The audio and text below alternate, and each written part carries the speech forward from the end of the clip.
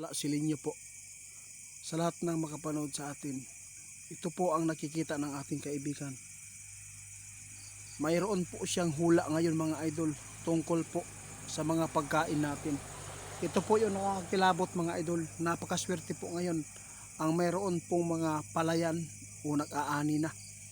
Kung hindi po nila ibibinta yan. Mga idol, pakinggan po ninyo si kaibigan. Nagbabala. Kailangan na po talaga natin mga idol na magtanim ng mga pagkain sa bundok tulad po ng kamuting kahoy at iba pang mga pagkain na dapat po natin na mapakinabangan kung sakali man na mawala talaga ang mga bigas ngayon. Hindi na tayo makakabili kaibigan. Diyos ko. Ito ang nakita po ninyo. May panahon na hindi na kami makakabili pa ng pagkain. Guys, maghanda tayo guys. Ito ang sinabi ninyo. May panahon daw mawalan na ng bigas sa merkado. Mayroon pong panahon daw mga idol nakita sa inyo, no? Hindi na tayo makakabili pa ng mga pagkain. Bakit po nasabi po niyo kaibigan? Ano po ba ang nakapasok sa impormasyon po niyo sa inyong kaharian? Na, kakalungkot naman to. Guys, ito po ang tandaan ninyo. Ang pira talaga mga idol, posibleng wala ng kwenta yan.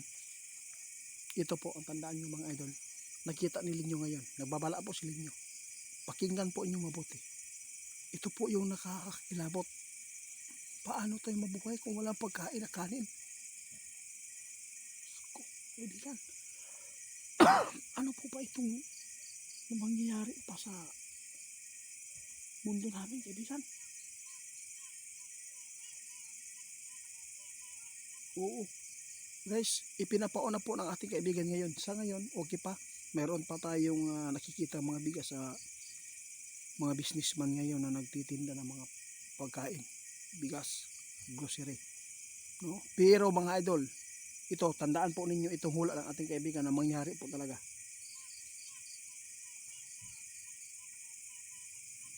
Oo. Mga idol, sinabi ninyo,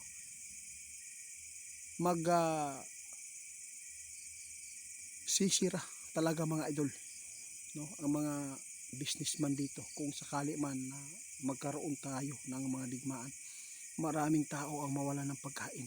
Swerte ang mga mayroon pong palayan na hindi po nila ibinibinta ang kanilang mga ani dahil mga idol nakita nila ngayon kaya nagbabala siya. Kailangan talaga magtanim tayo ng mga pagkain sa bundok mga idol tulad po ng mga kamuti, balanghoy, gabi dahil nakita nila mga idol na pagdating sa gulo rito wala na kayong mabilhan pa ng mga pagkain dahil ipag-iimbak na yan nila dahil ang pera mga idol wala nang kwenta yan.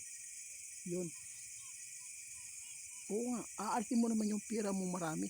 Kung wala naman po nagtitinda, inimbak na nila yung sarili po ilang mga paninda. Dahil po, alam po niyo mga idol, kung sakali man magkaroon ng digmaan, sino pa ba ang mag-uupin dyan? Wala na. Wala nang pinta yan. Kaya sa lahat ng makapanood, kung marapatin po ninyong gawin po ito, nagmamakaawa sa kaibigan dahil mangyayari po talaga na hindi na tayo makakain pa ng bigas kung walang magtitinda. Mga idol, ang mga businessman ngayon mga idol nag-iimbak ng libo-libong pagkain, libo-libong mga bigas sa kanilang pamilya. Kawawa tayo.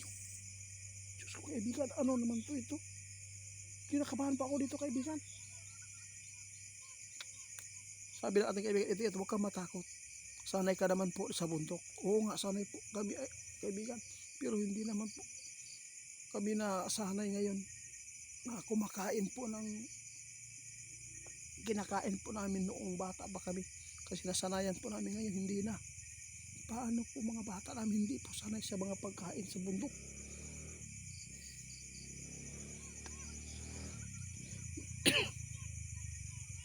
Tama.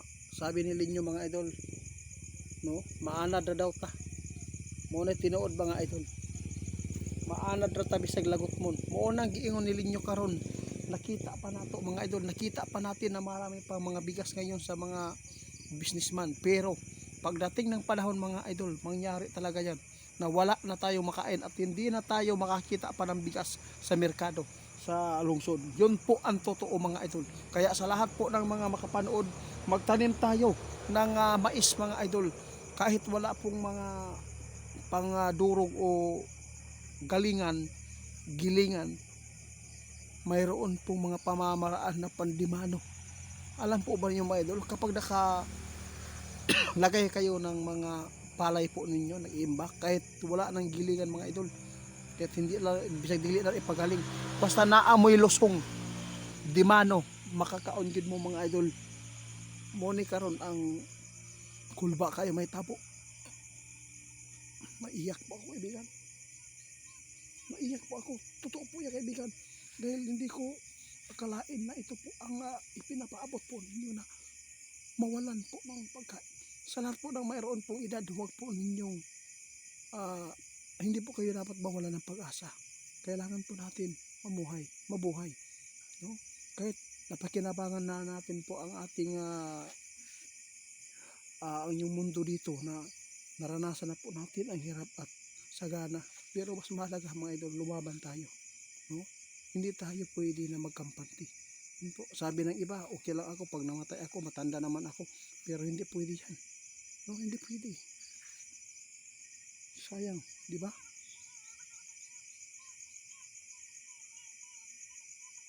Sus. Salamat kaibigan guys. Tandaan ninyo itong mangyayari. Hula nilinyo ha. Tinuod na may tabo di daw ni. Panahon. Wala na tay makitaan nga bugas sa merkado. Wala na yung mga businessman na maligya og bugas. Moabot ng taima.